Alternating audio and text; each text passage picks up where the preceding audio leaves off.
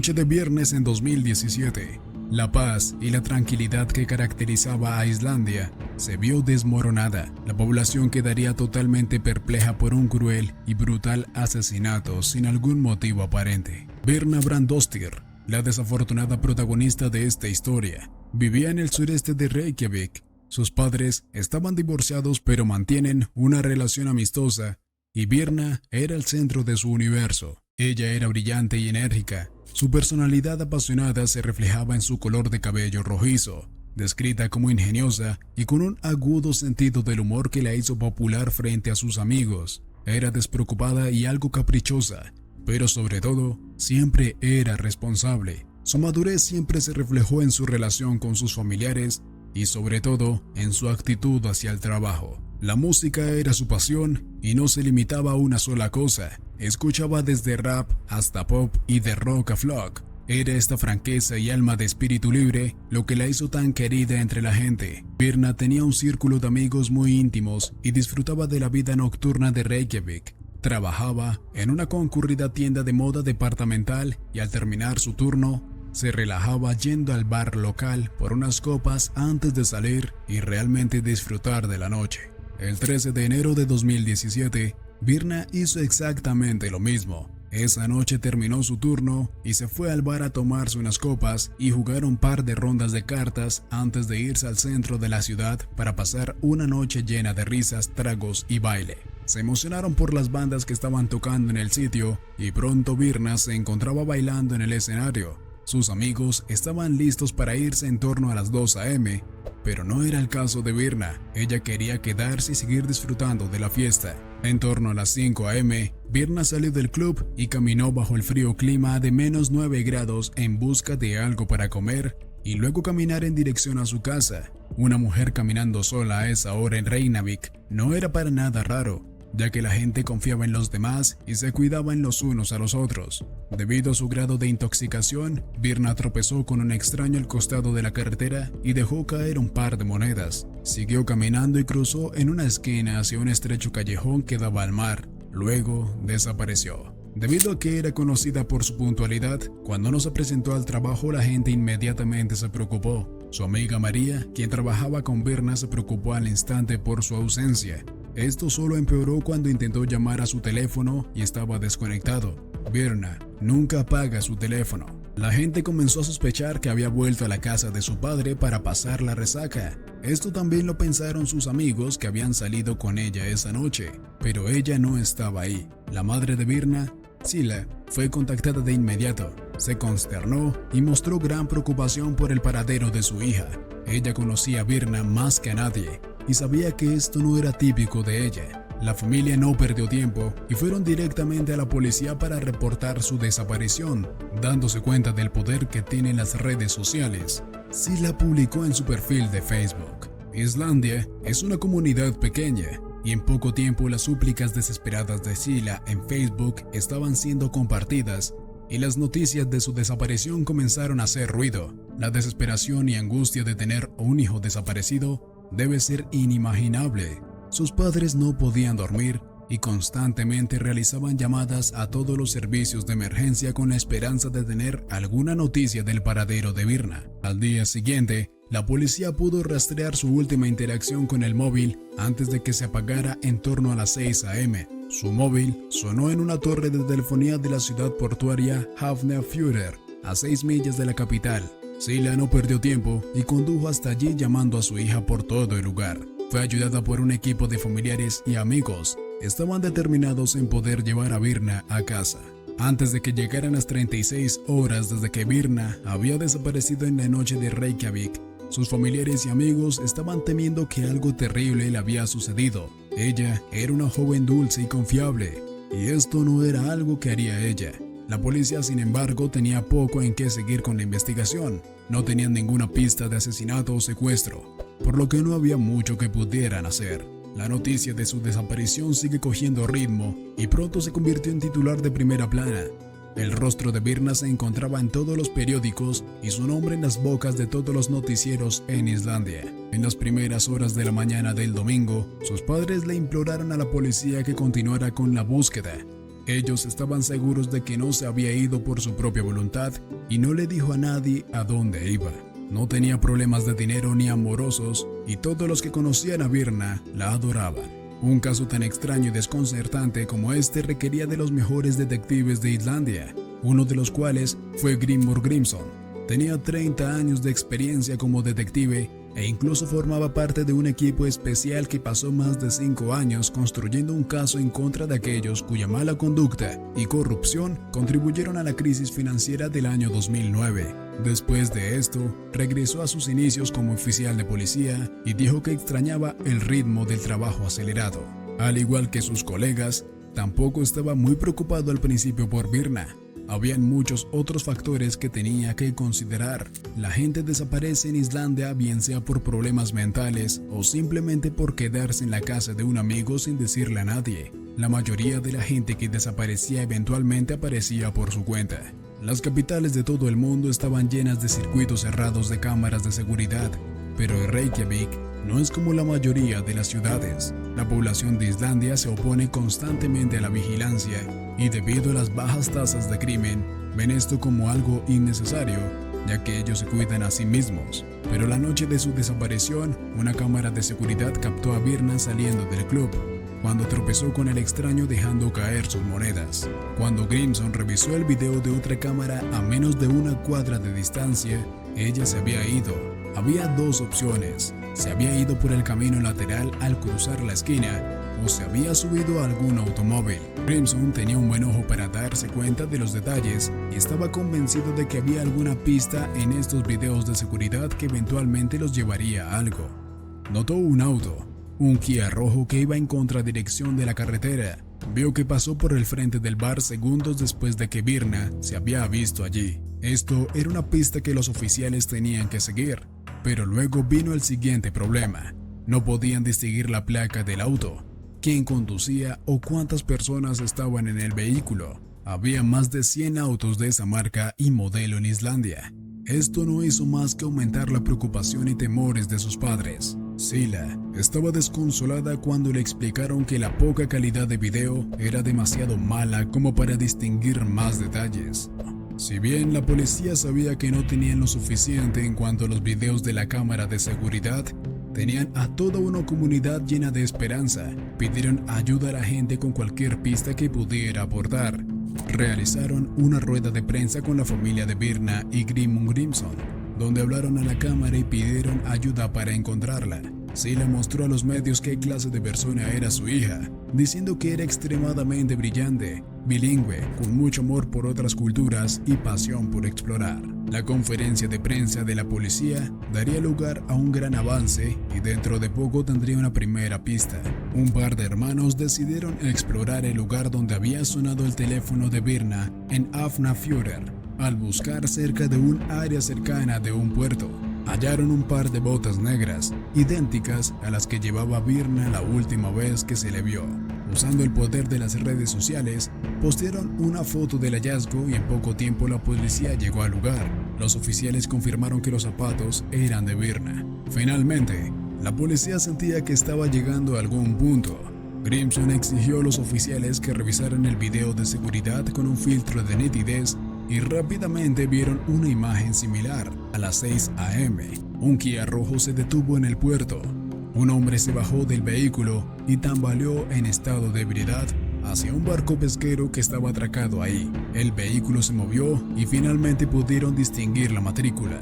El auto había sido alquilado por un joven pescador de 25 años de Groenlandia, llamado Thomas Möller Olsen. El auto era propiedad de una familia que posteriormente se quejaría de un olor a productos químicos que parecía provenir de la parte trasera. Después de dar con el vehículo, los oficiales estaban decididos a encontrar cualquier rastro de Birna y pronto consiguieron una nueva pista en el asiento trasero: sangre. Las muestras fueron enviadas de inmediato a Suecia para su análisis como un intento desesperado por ver si coincidía con el ADN de Birna. Para Grímsson y su equipo, estaban en una carrera contra el tiempo. Necesitaban dar con la verdad y solo habían dos sospechosos: Thomas Möller Olsen y Nicola Olsen. Estos dos estaban relacionados pero eran compañeros de tripulación en el arrastrero. A Thomas se le consideraba como un trato fácil, accesible y agradable a grandes rasgos. Mientras que estaba a bordo, una notificación en su teléfono le dejó helado. Era un artículo en las noticias que decía que el barco donde se encontraba estaba relacionado con la desaparición de Virna. Un periodista se puso en contacto con un grupo de Facebook que era utilizado por los hombres a bordo y les preguntó quién había alquilado el carro que habían visto en la cámara de seguridad. Thomas estaba consternado. Su capitán le aseguró que si era inocente no había nada de qué preocuparse. El reto de Grimson era complicado.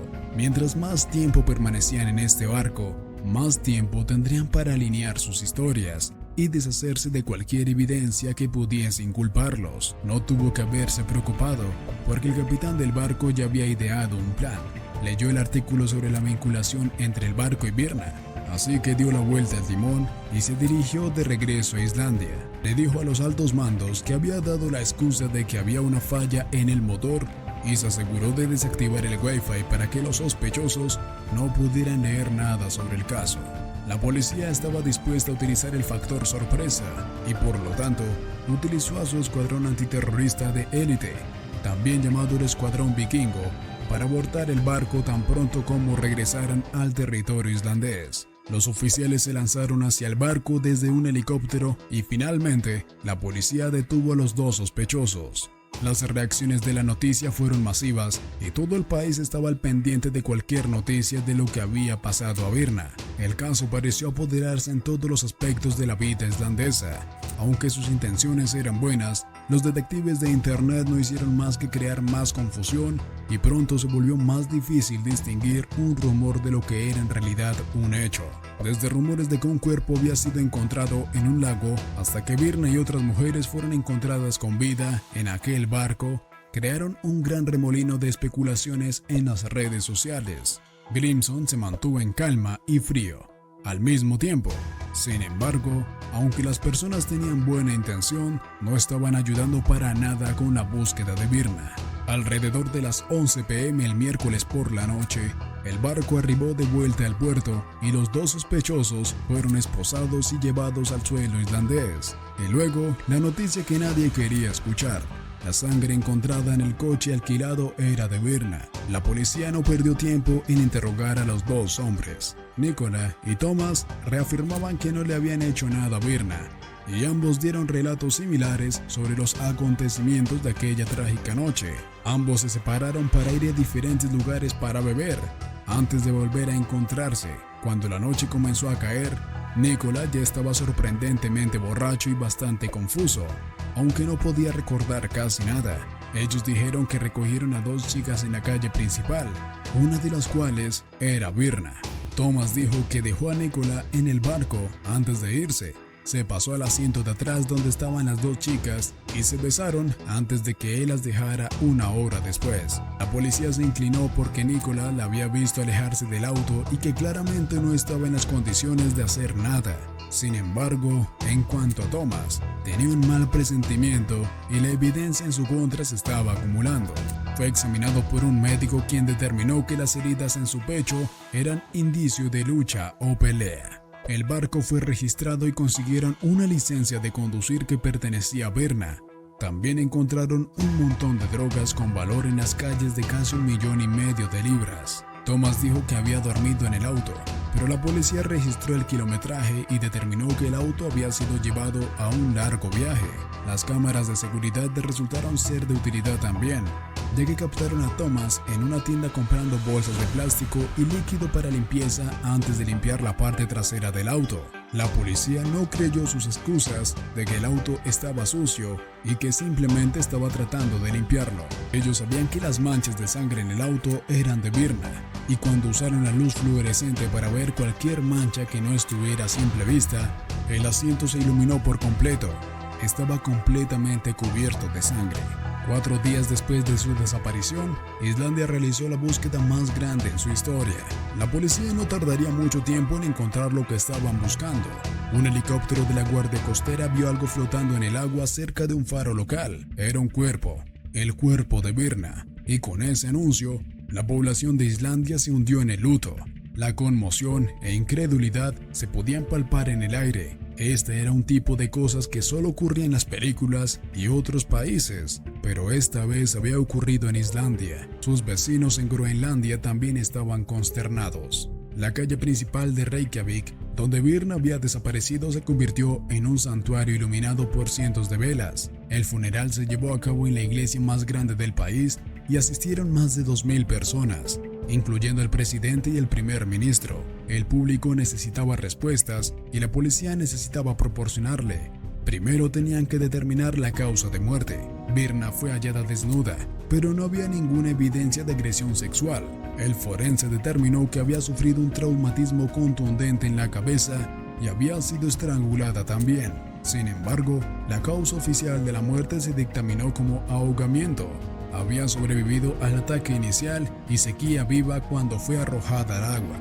Grimson examinó la evidencia frente a ellos. No pudieron encontrar ningún vínculo entre el asesinato de Birna y Nicola, por lo que los hacía creer que no estuvo involucrado. Después de 2 semanas de custodia y largas horas de interrogatorio, fue liberado. Su atención se centró nuevamente en Thomas. Su historia siguió siendo la misma y no la cambió. Durante las 9 entrevistas con la policía, él mantenía su relato de inocencia, mientras que la policía tenía la escena del crimen y a un sospechoso. No podían encontrar alguna razón o motivo por el cual Thomas asesinaría a Birna, pero la evidencia continuó aumentando. Pudieron encontrar su ADN en un condón de las botas que fueron encontradas en aquel puerto. También encontraron sus huellas en la licencia de conducir hallada en el barco. El 30 de marzo de 2017, las noticias de última hora se regaron por toda Islandia. La policía había acusado a Thomas Möller Olsen por posesión de drogas y asesinato. El interés de los medios por la historia llegó a un punto álgido cuando comenzó el juicio en agosto de ese año. Fue durante el juicio que cambió completamente su historia. Dijo que no eran 2 chicas, sino una. Birna dijo que la había dejado en el carro para ir al baño y Nicola se había ido con Birna al asiento trasero, y cuando regresó no estaba con ella. La corte estaba atónita. De pronto, estaba tratando de culpar a su compañero del asesinato. Con la voz baja y cabizbajo, admitió la posesión de drogas, pero negó rotundamente el asesinato. En septiembre, los 3 jueces habían llegado a una conclusión y fue llevado a prisión para comenzar su sentencia de 19 años tras las rejas. Thomas Möller Olsen ha apelado su condena, pero el Tribunal Superior lo negó y el año siguiente el Tribunal Superior se negó a considerar otra apelación. El asesinato de Birna Brandoster fue un crimen que sacudió a toda Islandia. El número de cámaras de seguridad aumentó en Reykjavik y las mujeres se volvieron más cautelosas con los extraños. Para Grimson, en sus 30 años de servicio, este había sido su primer caso de asesinato. Su calma y enfoque coordinado lo convirtieron en un héroe en Islandia. Ahora representa fielmente a su país en la Unión Europea para la cooperación policial con sede en Reykjavik. A pesar de los trágicos acontecimientos que rodearon el asesinato de Birna, su memoria sigue viva y los habitantes de Islandia se aseguran de que ella nunca sea olvidada.